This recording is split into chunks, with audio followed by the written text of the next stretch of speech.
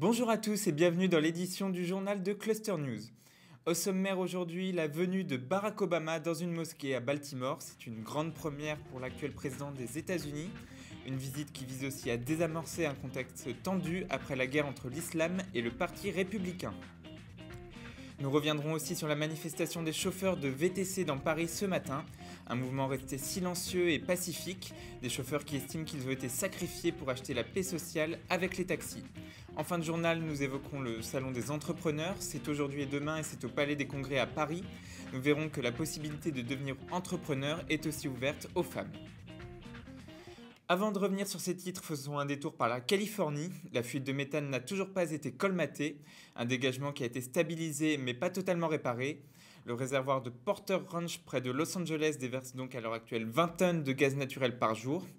Une véritable catastrophe écologique qui a poussé plus de 4500 familles du voisinage à déménager, car le méthane est considéré comme un gaz 8 fois plus nocif que le CO2. C'est l'équivalent de près de 4 milliards de litres d'essence qui s'est échappé depuis le 23 octobre, date du début de cette fuite.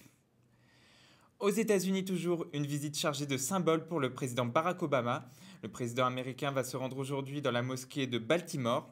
Ce sera sa première visite officielle dans une mosquée des États-Unis depuis son arrivée au pouvoir.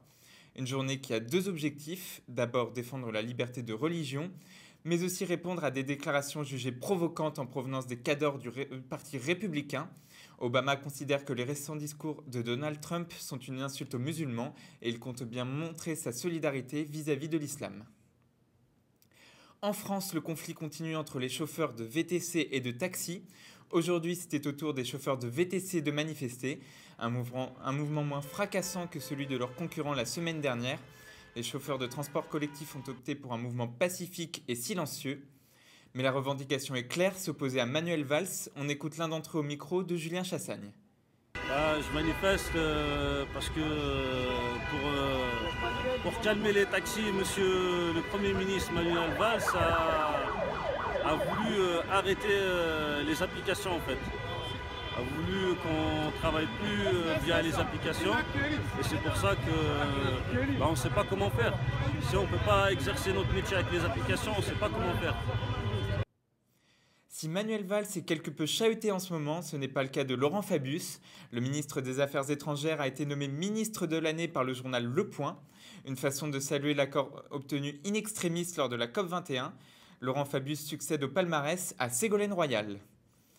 Du côté du Parlement, la loi sur la fin de vie a été adoptée. Le texte a été promulgué ce matin au journal officiel. Il donne des droits supplémentaires aux personnes en fin de vie. Un patient gravement atteint pourra maintenant faire une directive anticipée, c'est-à-dire un texte écrit à l'avance où il indique qu'il ne souhaite pas d'acharnement thérapeutique. En plus de stopper les traitements, les médecins pourront aussi arrêter d'alimenter et d'hydrater les personnes en fin de vie. Un pas de plus vers l'aide à la fin de vie, même s'il s'agit toujours d'euthanasie passive. Comme prévu, ces décisions s'appliqueront au cas par cas en fonction des volontés du patient et de son état de santé. Et toujours en très bonne santé malgré son âge avancé, Lucky Luke fête ses 70 ans aujourd'hui. Le plus célèbre des cow-boys de bande dessinée a été créé en 1946 sous la plume du dessinateur belge Maurice. Il est publié dans plusieurs magazines comme Spirou, Pif Gadget ou encore Pilote. Ensuite, le premier album, La Mine d'Or de Dig Digger, sort en 1949. Aujourd'hui, on en compte 78. Au scénario, de grands noms se sont succédés, René Goscinny, Bob de Groot, Laurent Gérard, l'humoriste français qui a notamment collaboré au dernier album de Lucky Luke, Les Tontons Dalton, c'était en 2014. Lucky Luke est devenu au fil du temps une source d'inspiration, il y a eu 2 séries de BD, Rantanplan et Kid Lucky, quelques séries dérivées et 7 films. C'est donc un géant de la bande dessinée francophone que l'on souhaite aujourd'hui un très joyeux anniversaire. En football, on joue la 24e journée de Ligue 1. Hier soir, en match avancé, Monaco a battu Bastia 2-0, des buts de François Modesto contre son camp et Bernardo Silva. Ensuite, Marseille s'est imposé à Montpellier 1-0 sur un but de Georges-Kévin Nkoudou. La suite ce soir avec 7 matchs au programme. On retient notamment le duel entre Lyon et Bordeaux à 19h et le déplacement de Lorient chez le leader, le PSG, à 21h. Demain, la journée se clôturera par l'affiche entre Rennes et Saint-Étienne. On termine avec l'actualité du Campus Cluster pour un domaine qui peut intéresser les étudiants qui vont bientôt intégrer le marché du travail. Aujourd'hui se tient le salon de l'entrepreneuriat au Palais des Congrès, un domaine à majorité masculine. Mais alors les femmes ont-elles gagné leur place dans l'entrepreneuriat? Solène Boissé était sur place. Le salon des entrepreneurs, ou plutôt des entrepreneuses. De plus en plus d'associations d'accompagnement 100% féminines font leur apparition sur les stands du salon. C'est pas forcément que les femmes entreprennent plus, c'est juste qu'en fait on les voit un peu plus et elles se font plus accompagner. Voilà, elles sont plus dans la lumière, avant elles étaient un peu plus dans l'ombre. Mais concrètement en fait le taux de création des femmes il est de 33% et ça fait des années.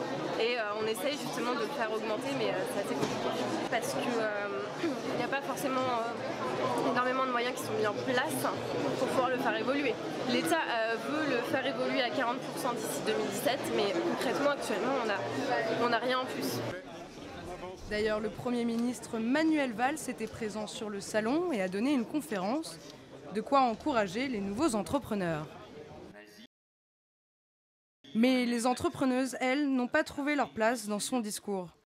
Cependant, les stands féminins intriguent et attirent beaucoup de monde. On crée une entreprise à deux là, voilà, du coup on se renseigne et on est deux femmes.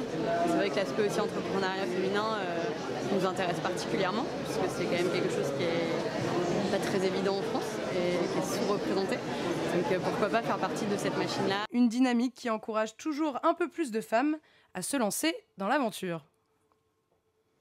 On leur souhaite de continuer dans cette voie. C'est la fin de ce journal, merci de nous avoir suivis. Vous pouvez nous retrouver sur notre site clusternews.fr ou sur les réseaux sociaux, notre page Facebook clusternews ou Twitter @clusternewsfr. Prochain rendez-vous avec l'information, demain à 16h.